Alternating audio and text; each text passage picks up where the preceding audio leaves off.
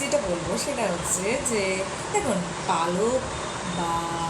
Feathers আমরা কিন্তু বইয়ের মধ্যে ছোটোবেলায় খুব রাখতাম, এবং বিষয়টা বেশ ইন্টারেস্টিং থাকতো যে যে চ্যাপ্টারে সেটা রাখা হতো সেটা আমাদের খুব সহজে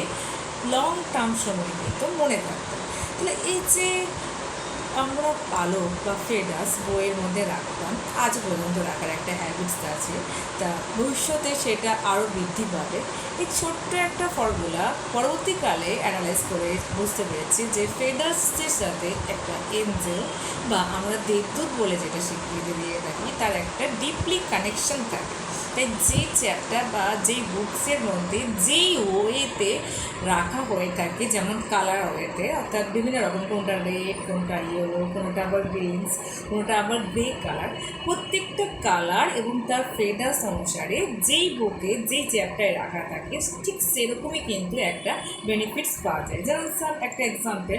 কোনো একটা চ্যাপ্টার মধ্যে আপনি রেখেছেন রেড কালারের ফেদার্স, অর্থাৎ রেড কালারের যে ফেদার্সটা রাখা হচ্ছে এর যে পার্টটা অ্যানালাইজ করছে সেটা হচ্ছে আপনাকে পড়ার মধ্যে একটা কারেজ, এনার্জি, একটা স্ট্রেংথ দিয়ে থাকে, যে ওই বইটি পড়ার সময় আপনার মধ্যে সেই এনার্জি বা কারেজটা ফিল হতেই থাকে এবং একটা মনোসংযোগের ভাবও দেখা যায়। তা ছোট্ট একটা টিপস